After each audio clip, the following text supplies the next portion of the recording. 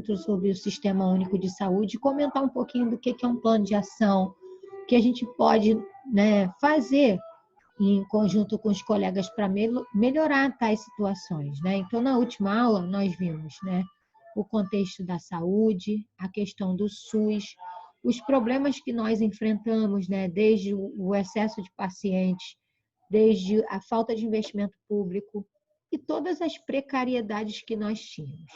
Falamos também da leptospirose, né, daquela doença que é contraída através da urina do rato, e da falta de saneamento básico, que vem afetando assim, consideravelmente a falta de saúde pública, né? E acaba sobrecarregando o Sistema Único de Saúde, que é o SUS. Né? Mostrei essas duas fotos para vocês e finalizamos com esse exercício. Eu recebi de alguns pela apostila e de outros eu recebi no caderno, não há problema algum. Quem tem apostila, mais uma vez, continuo pedindo, faça na apostila para quando nós voltarmos, já está tudo organizado. Caso a apostila venha chegando na residência de vocês, já vão atualizando a apostila, porque isso vai valer como uma avaliação lá na frente, tá? Então, o que você entende sobre ela? Muitas pessoas colocaram que é o quê? A saúde doente, a saúde numa maca. Bem legal, né? A segunda pergunta. O que temos mais pessoas contaminadas ali e não em outra região? Comentaram, né? De uma área ter assistência médica e de outra não, assistência de saneamento básico, tratamento de água, foi bem legal. Né? E nessa daqui, vocês tinham que criar 2 argumentos que justifiquem o que você pensa, mas com relação ao sistema público de saúde que você tem próximo à sua residência. Por exemplo, eu moro na Ametista, aqui em Coelho da Rocha, eu falaria do posto de saúde aqui do Parque Elian. Né? Então, se eu tivesse que comentar com vocês, eu comentaria, por exemplo, que eu fui tomar a vacina da gripe e fui muito bem tratada e consegui, mas eu sou professora. Então, a vacina da gripe não está disponível para todos, só para os grupos de risco e professores e pessoal da área da saúde. Mas eu solicitei a vacina de sarampo, porque eu não sabia se a minha estava atualizada. Não tinha no posto. Então, um argumento contra seria a falta de medicamentos, a falta de vacinas. O segundo argumento que eu acho bem viável seria a demora no agendamento de consultas e a dificuldade nesses agendamentos. Eu também noto isso. Né? Em alguns aspectos, a higiene achei legal, o atendimento legal, né? Eles estão tomando os cuidados com relação ao coronavírus. Então, teria esses argumentos a colocar, mas essa é uma questão pessoal da vivência de cada um. Hoje, nós vamos entrar nas doenças que nos rodeiam, né? Então, para a gente falar um pouquinho delas, vocês viram, né, que na aula anterior nós falamos de diversos contextos de saúde, desde você andar descalço, você, né, passar por uma enchente, mas hoje a gente vai falar dos tipos de doenças de onde a gente mora, né? Tem algumas doenças que são específicas de alguma região. Por exemplo, daqui do Rio de Janeiro, mais especificamente São João de Meriti, de 2016 para cá, nós recebemos, né, as doenças Zika e chikungunya. A princípio, nós só tínhamos a dengue. Né? Então, no final de 2015 para o início de 2016, foi massacrante a questão da Zika e da chikungunya na nossa realidade, né? Com o vírus do coronavírus. Só que como a Zika e chikungunya foi algo focal, ou seja, local, não era uma pandemia, não tomou essa proporção toda, né? E não levava muito à morte, né? Os casos são complicados, no caso da Zika, para as mulheres grávidas. Causou muita microcefalia, né? E alguns casos até de morte em prematuros e crianças. Então, são casos que ainda até hoje são investigados. O que pode afetar a saúde dessas crianças, esse vírus da Zika. O vírus da chikungunya, que também usa o Aedes aegypti, que é o mosquito da dengue, né? A Zika também, a febre amarela também, são doenças, a chikungunya, na minha opinião, muito mais agressiva, né? Dores intensas nas articulações, febre, após o final dos sintomas, manchas avermelhadas, mas é uma doença bem agressiva. Eu falo porque eu peguei a Zika e a chikungunya, mas na chikungunya eu não conseguia, no primeiro dia que eu desenvolvi os sintomas, levantar da cama. Mas em cada pessoa ela vai funcionar de uma maneira diferente. As dores articulares da chikungunya duram em média de 6 meses a 1 ano, podendo se prolongar. Comigo, eu fiquei no mínimo uns 6 meses com dores na planta dos pés e nas articulações, nas dobras dos ossos, de todos, desde o ombro, desde a perna, desde o joelho, desde da altura do quadril, de todas as áreas. Né? Então, como eu falei, nós vamos reconhecer alguma delas, né? Quando você pega a sua apostila, eu acrescentei essa fileira de baixo, Zika, chikungunya e coronavírus. Não tinha, porque essa apostila não está atualizada. Então, vocês vão pegar a apostila de vocês e vão riscar qual delas você acha que é específica da nossa região, de São João de Meriti, do Rio. Malária não é comum, a malária é típica da região amazônica, tá? Febre amarela voltou, então podem riscar. Diabetes, né? É comum. Dengue comum. Cachumba comum. Tétano, né? Não é tão comum, mas pode existir onde nós moramos devido à falta de saneamento básico, né? Muitas áreas de gota, céu aberto. Graças à vacina antitetânica, a gente não desenvolve mais essa doença, pelo menos quem toma a vacina direitinho. Tuberculose comum, onde nós moramos, AIDS comum, gonorreia e sífilis são DST, doenças sexualmente transmissíveis. Essas doenças estão chegando com tudo aí no Brasil, especificamente também no Rio de Janeiro. Catapora, câncer, hipertensão, zika, chikungunya, coronavírus. Ou seja, nós só não vamos marcar a malária, né, que não é comum dessa nossa região. Será que todas elas são transmitidas por micro-organismos?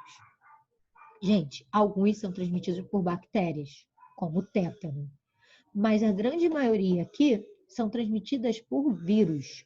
A malária é um outro grupinho que a gente já viu, que a gente também não faz parte do grupo dos vírus, nem no grupo das bactérias. A gente vai falar daqui a pouco. Então, doenças como a dengue e a tuberculose têm origem distintas, né?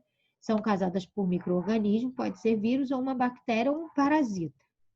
Algumas, como a cachumba, tuberculose, catapora e gonorreia, elas são transmitidas de pessoa por pessoa, contato com através do sexo, né, da região íntima, ou através do sangue.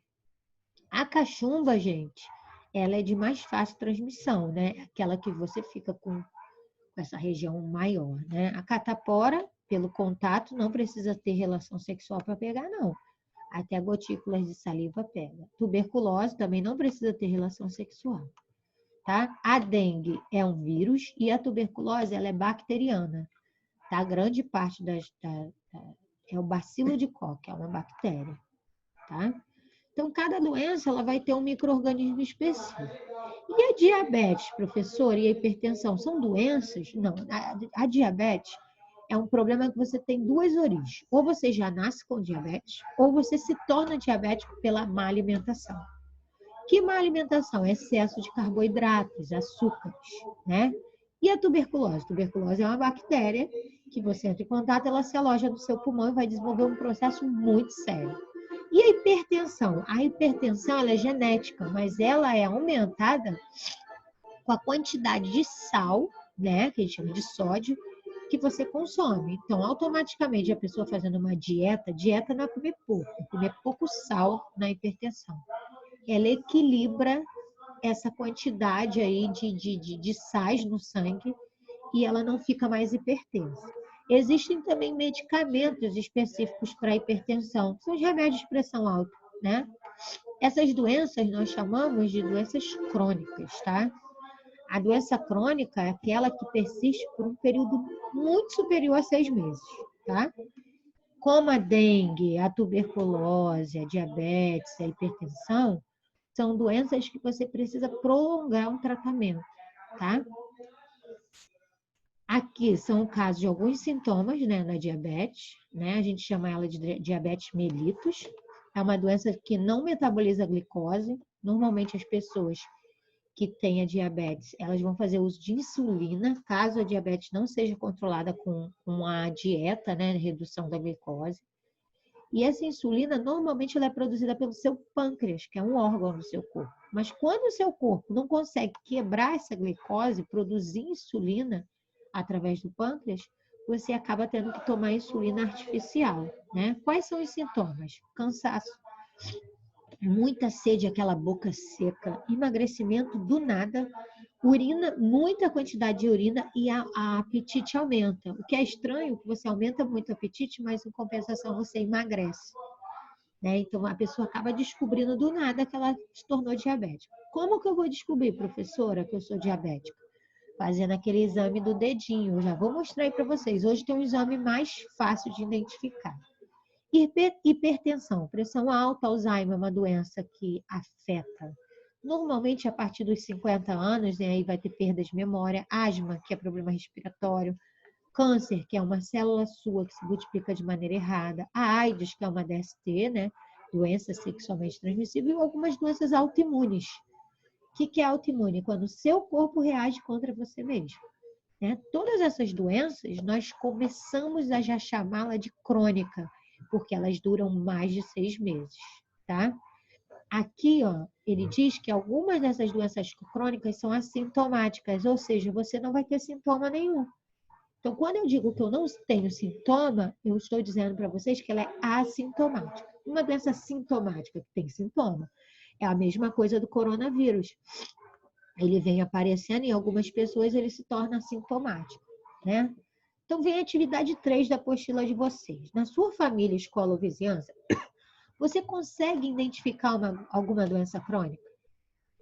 Né? Se sim, qual o grau de parentesco? Eu já colocaria minha mãe. Minha mãe é hipertensa. Já quase se tornou diabética, mas não é.